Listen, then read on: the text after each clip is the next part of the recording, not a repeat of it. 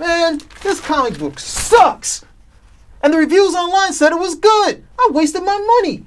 Why didn't somebody tell me?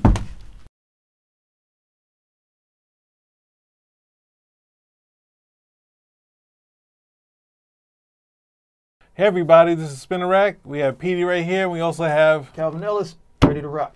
So we're doing comic reviews. This is our second review of the day, and we're reviewing Batman Lost. Mm-hmm. Now, Batman Very Lost. Batman Lost is a tie-in to the Metal series. So we're having this. Actually, I think it's needed because it's sort of a break from whatever's going on in Metal because it's crazy. There's a ton of different stories going out. There's all of the, Batman, the Destroyer, and the car, and all that other crazy stuff. There's so much crazy stuff about Metal, but it's selling like crazy. So they have this story where we finally where Batman is. We can't really find Batman anymore. It's kind of lost within this story. So we start out and we got, I guess Batman is a lot older. He's got his granddaughter there. He's reading. Now, Batman can read, and this is what I miss in the story, having some sort of human moments. But these human moments are sort of propped up because, it's because of how the story plays out. So you're going to get some cosmic stuff in here with this other stuff. So Batman's reading his real-life stories to his granddaughter. And you have a nice moment. Then it cuts. And it's one of the few stories where they have multiple artists and in multiple periods that it works as you go along. It's building, you see in different artists, and the story is staying seamless. One of the things that's closer to drawing back to what Scott Snyder did back in, The Court of Owls. But then we hit a big roadblock. This older Batman is talking to Barbatos. And Barbatos is taking credit for all that drive we knew Batman to have. That he's behind everything. And the ramifications if this plays out, and this is actually true, and he's not just some crazy demon taking credit for Batman's drive. I mean, he could be sitting on the back of his head watching, but then, you get into something, we get into kind of the X-Men territory, that sort of thing, sort of retconning out a ton of Batman's history for this cosmic character, which I don't think if it plays out to be real and they get to the end, it's like, yeah, I exercised Barbatos and, I feel better and I'm going to be a nicer guy. That will not work for me. But, I don't know. They've already used up too much rope for me, so I can't buy into that this is going to work. But I'm just saying it was an okay read, but when I got to that, I've got some extreme issues and I don't think it's going to play out to me liking it. So I have to hand it over to the man here. We've talked to it over the phone.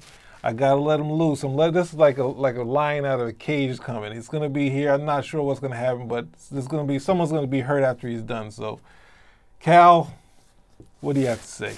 Bull roar! Coming into this, okay, and again, I don't know where the average Batman reader is right now, but Batman, at least the Batman that I've read for so many years, is, in terms of theme, this is the person who triumphs over adversity. He personifies perseverance, will to power. Okay, all of those things that are uniquely human, that we're able to overcome. You're able to overcome these things if you're willing to really put your shoulder to it, work hard and try. Yeah, he has the money, but the money is manipulated more in terms of the gadgetry. The will that he has, is the main thing. Because if not, he'd just be curled up in a ball, or one of these, trust fund babies, or one of these hares who was just totally lost because they lost their parents. He has this unique drive about him, and that has also been inspirational. I mean, second only to Superman at the end of the day in terms of the inspiration for characters. This book makes a distinct choice in either Batman is that character, which I'm saying, or we're going to go the versus battle Bat fanboy route where it's not. I mean, when I was reading the whole conversation between him and Barbatos, I was looking and I was like, who authorized this? Who said this was a good idea? And then, of course, I could be wrong. They could come back later and say, oh, no, see, we just teased it.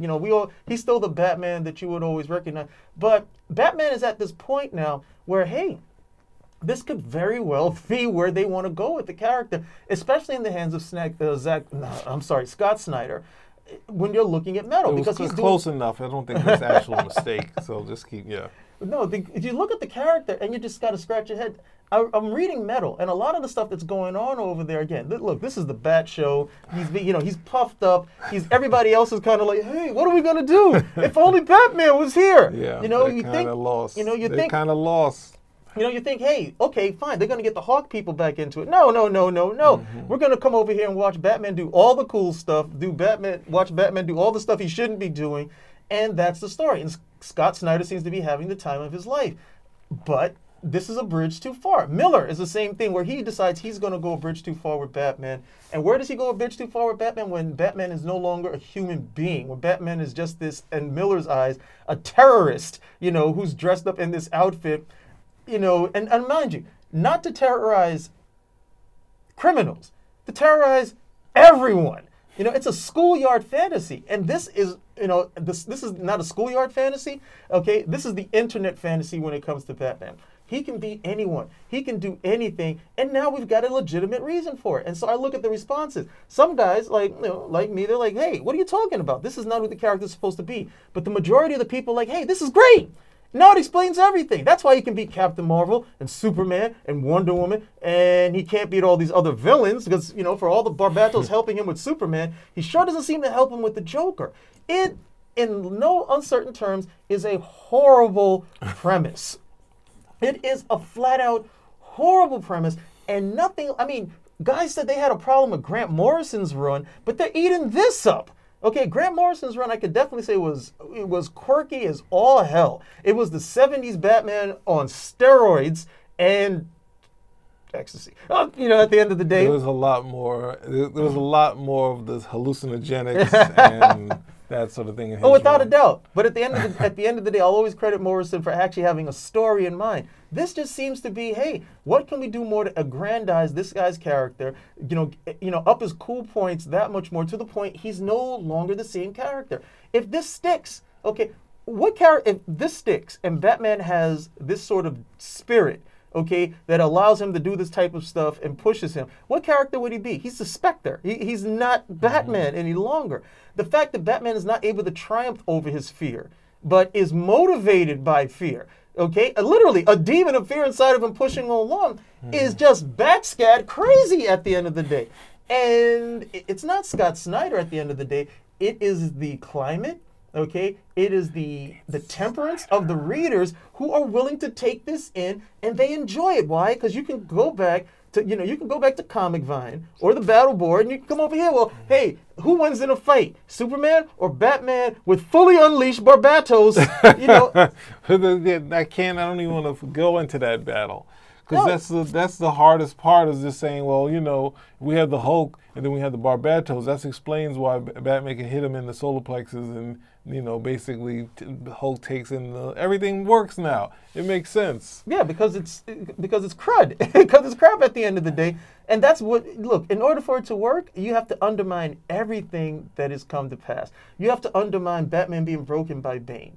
Okay, you have to undermine Batman having to sort out Riddler's riddles. You have to undermine, all of these great stories that came from before.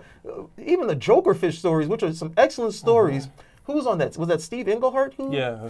You have to undermine all of that in order so he can do what? So he can be top dog, win a fight, and guys can walk around with their chests puffed up at the expense of a singular, unique character. That is the problem that I have with the story. That is why it is a horrible... I don't think this is... Even if they were to come back from it, it's a horrible premise to be there because you've already got Batman with a bat cave on the moon. He's got a missile silo that he can use to do all this other type of stuff. And I always ask, what the hell happened to Gotham City and, helping the damn people at this point? Gotham is the center of Barbatos' magic. So come on, just get with the program. I would only. And the Guardians are sending them there like, yeah, you guys need to get over there. We waited all this time. We should have done this earlier. That's just, I don't know. It's hard for me to understand what is the drive behind this, except more bat fellatio at the end of the day. And there's enough of that at this point. It's not helpful to the character, and eventually it just feeds on itself. It's already sucking on itself. We have bad fellatio and bad scat. I wanted to say when we've chatted about this thing, and it's taken us a while to get here. But when I first initially heard about the story via phone, and I was like, okay, I'm going to read back on this. It's like, oh, so it's a Peter Milligan did a story, Dark Knight or Dark City, something like that, with Karen Dwyer, and it's like introduced Barbatos. And then in the Morrison run, so I'm like saying, I'm gonna be able to blame this guy. I'm gonna be able to blame Morrison. It's like, no, well, Barbatos was a villain that Batman was trying to defeat. Now Barbatos is Batman, and that's a fundamental change to this thing that I think Morrison liked from Peter Milligan's short story, 3-part story. And it's like it changes it, and it's just like, what would be fun? What if Barbatos is Batman? Because it has bat in it, and it's like, and then you remember the bat that comes attacks him, and he says, "I'll become that bat." It's Barbatos, and then it's like, okay. And then he got dropped in the cave, and it ruins that. It ruins because that moment is so pivotal, and it's been executed so well so many times. For me, I guess the best would be in Frank Miller's Frank Miller's Year One, where he wants to go out, but he says something is missing. Something's missing, and then he goes out, and it's just a craptastic. It's a craptastic first time out. He's coming back. He's bleeding out, and he's like, I don't want to live unless I can get this right, and I don't know if I can get this right. And it's a prayer to his father. It's a prayer to his father, and the bat comes in, and he's like, that's the omen. That's the sign. And it works very well. You undercut the father-son relationship between Batman and his father, and that memory of it, because then he's just a kook at the end of the day. And why? Because this has all been implanted in his mind by Barbatos. And all of those good stories that come over, the bat it's not even real. If you like The Dark Knight Returns, the fact that the bat selected him because he was I'm the greatest warrior, and I'm selecting you as the greatest warrior to go out and continue on what this needs to be done. I marked you from birth because I knew you had no. He claimed him when he fell into the cave in Dark Knight, and he's like, and it came and all of that stuff. All of that stuff is just totally gone when you decide to go this route. And again, it's the motivation behind it, because you already have a character who's great. And Metal, look, I would enjoy Metal if this was a really big detective story. I would have no problem with it. Or if you want to get the rest of the DC universe involved, okay, with aspects of it, no problem. Maybe akin to Hush, which we have to be honest. We chopped up Metal so many times that there's no way this is going to work. I'm sorry for cutting you off, so continue. Sorry. No, I mean, because this is a side story, and the side stories could actually. I've had that happen with like Final Crisis, which was just There was no way a regular person could follow that, and if you did, you didn't necessarily enjoy it. But you had side stories that were actually, decent. Crisis, Legion of Three Worlds was good. Good art, but I don't know about the story. Legion of Three Worlds. They also had a Final Crisis. Rogue's Revenge. And it was not Rogue's Revenge, but it was a story with the Spectre. I can't remember but it was the Spectre as being the vengeance of God. Okay, but then they introduced a new character, and she was the forgiveness of God. And I was like, okay, that's a good balance over there. Superman Beyond, really nice story. So, you can have the side stories, actually shoot off better. But even the side stories over here are reminding us who's in control? The Bat. Yeah. So, sorry guys. Well, depending on how this plays out, if they allow Scott Snyder to have this vision, it's dark days. It's just like the groundhog. It's dark days coming. There's no escaping Dark Knight's Metal or Dark Days Metal. If they say, this was a ploy or a lie, it's kind of cheesy, but at least be better than Barbatos running everything. So that's all I got to say about this. I'm out of here with this. Well, I mean, what you said with Morrison, well, Morrison does a little bit, and then Scott Snyder will do it. And then if he decides, look, I'm just showing a little leg and I'm going to take it right back. At some point, somebody's just going to do the full Monty and say that's the end of it. But then we have to blame the other person when Scott Snyder did a lot of heavy thing where they just used Peter Milligan created and Grant Morrison used the character.